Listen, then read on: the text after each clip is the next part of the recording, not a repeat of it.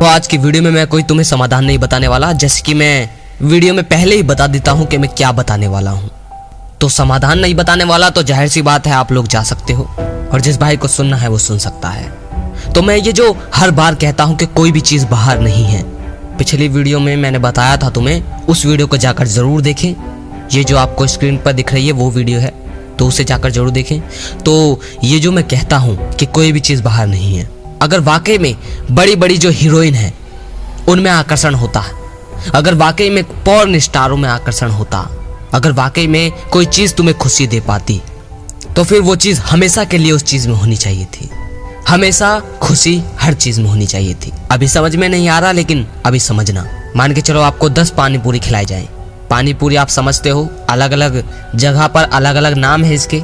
आपको उन्हें खाकर बहुत मजा आएगा, है ना? आपको उन्हें खाकर बहुत खुशी भी मिलेगी, राइट? लेकिन जब आप उन्हें देखते हो तो आप सोचते हो कि मजा इन्हीं में है ना? लेकिन जब 10 पानी पूरी खिलाई जाती हैं तो आप खा लेते हो। फिर जैसे ही मैं तुम्हें 20 पानी पूरी और खिलाने को कहूँ तो आप जैसे तैसे खा लोगे, लेकिन उनका जो मजा है वो थोड़ा कम होता जाएगा। अब मैं कहूँ कि 50 पानी पूरी और खानी है उसके बाद, तो आप कहोगे मुझसे नहीं खाई जाएगी।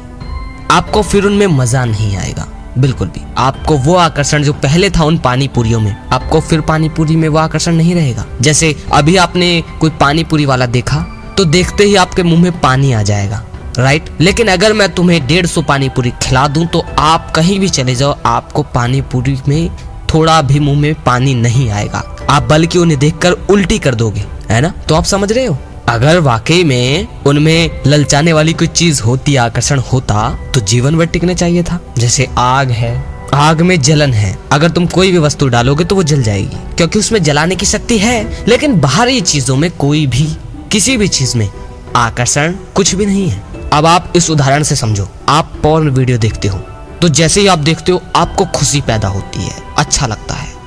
आप बाहर किसी लड़की को देखते हो तो आपको बहुत बेहतर लगता है, आपको आकर्षण लगता है ना? लेकिन अगर मैं कहूँ कि आपको 500 बार पॉर्न दिखाई जाए, 500 बार, पहली बार में आपको बहुत मजा आएगा, दूसरी बार में मजा आएगा, तीसरी बार में आप मास्टरबेशन कर लो, तुम उस पॉर्न स्टार में बहुत आकर्षित हो जाओगे। तुम्हें लगेगा कि मुझे भी यही चाहिए, है ना? और लड़की होगी तो वो लड़के को चाहेगी, ऐसा ही है। तो जैसे ही आप मास्टरबेशन करते हो तो आप देखना कि दुनिया की कोई भी पॉर्न स्टार मास्टरबेशन करने के बाद तुम्हें आकर्षित नहीं कर पाती। तुम ठंडे पड़ जाते हो, तुम्हें लगता है अब कुछ बचा ही नहीं है, तुम्हें लगता है कि अब तो मैं कंट्रोल कर लूंगा, क्योंकि शरीर ठंडा हो गया। तो जो आकर्षण था वो कहाँ था? अगर पॉर्न स्टार में और बाकी जितने भी आपको खूबसूरत लगते हैं, अगर उनमें आकर्षण होता तो फिर तो हर समय उनका आकर्षण होना चाहिए था। लेकिन नहीं, आकर्षण तुम्हारी कल्पनाओं में और तुम्हें जैसा बनाया गया, जो समाज ने तुम्हें इमेज दे दी है, उसमें, उन भावनाओं में, उनमें आकर्षण है। आकर्षण बाहरी चीजों में तो है ही नहीं। आप एक सेक्स टॉय का उदाहरण ले लो।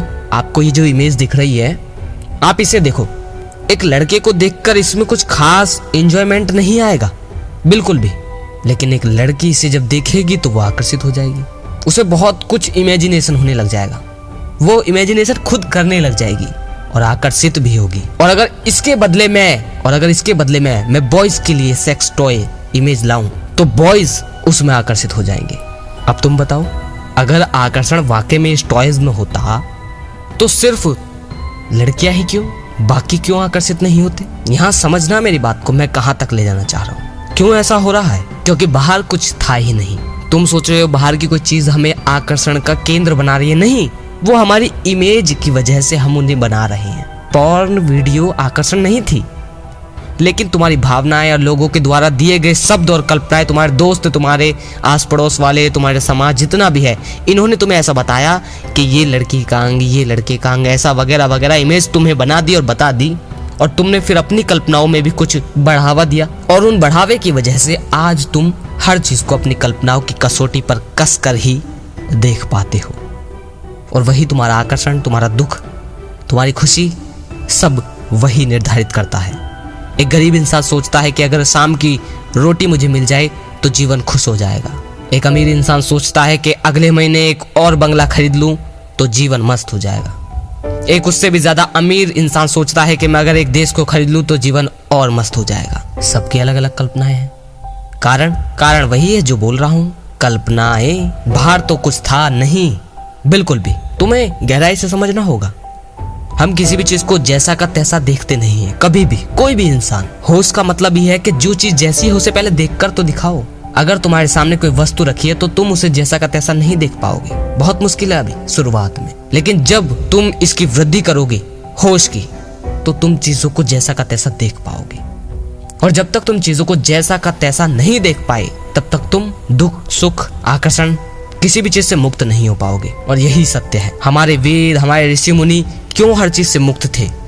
क्योंकि उन्होंने माया को समझ लिया था। और माया का मतलब ही होता है बेहोशी से बाहर निकल जाना। सनातन धर्म कोई ऐसे ही नहीं है। अगर बहुत गहराई से पढ़ो तो जितने भी हमारे ऋषि मुनि थे, जो महान थे, जिन्होंने संसार को, और आज भी ज्ञान उनकी वजह से मिलता जा रहा है, वो सब बेहोशी से बाहर निकले हुए इंसान थे। और उसे ही हमारे धर्म में मोह माया कहा गया है। बेहोशी से ऊपर उठ जाना ही होश कहलाता है। अगर वाकई में आकर्षण इन हीरोइन में और हीरो में होता, तो फिर मास्टरबेशन करने के बाद तुम किसी भी लड़की की तरफ आकर्षित क्यों नहीं हो पाते? इसका मुझे जवाब चाहिए, बताओ। क्योंकि सब तुम्हारा केमिकल और सब तुम्हारे अंदर है। जो आकर्षण, जो कुछ भी है, वो सब तुम्हारे अंदर है। और ये जो अंदर जो बना, वो बना हमारी कल्पनाओं की वजह से। मानता हूं मैंने तुम्हें इस वीडियो में कोई समाधान नहीं बताया, लेकिन जो बातें तुम्हें बताई हैं वो समाधान से ऊपर है। इस बात को अपने जहन में उतार लो कि कोई भी चीज बाहर होती नहीं है, तुम्हें ढूंढना ही अपने अंदर है। इस बात पर थोड़ा गौर देना कि जब कोई चीज हमें पूरी तरह से मिल जाती है तो उसका आकर्षण खत्म क्यों हो जाता है? फिर नई चीज की क्यों तलाश करता है? क्यों फिर काश काश काश, ये काश शब्द बढ़ता चला जाता है। रोटी मिली तो कपड़े की काश, कपड़ा मिला तो घर का काश, कि काश ऐसा घर मिले, और वो घर भी मिल जाए तो फिर अगले घर की काश कि ऐसा घर मिले। ये काश खत्म क्यों नहीं होती? अगर वाकई में चीजों में आकर्षण होता तो फिर हमेशा क्यों नहीं टिकता? क्योंकि आकर्षण तो वो अंदर ही था। वही वो हिरन वाली बात कि एक हिरन है, उसकी नाभि में सुगंध आती है बहुत सुंदर, लेकिन उसे लगता है कि वो सुगंध कहीं बाहर है।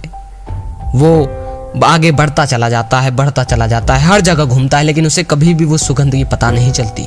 और वो सुगंध उसके अंदर ही रहती है। वो हर जगह तराशता है, लेकिन उसे कभी उस सुगंध की पता नहीं चलती। वो मर जाता है, फिर भी उसे नहीं पता चलती। बाहर कुछ भी नहीं है। अपनी बेहोशी को पहले इसे हटाओ। जब बेहोशी का आवरण हटेगा तो सिर्फ एक होश ही बचेगा।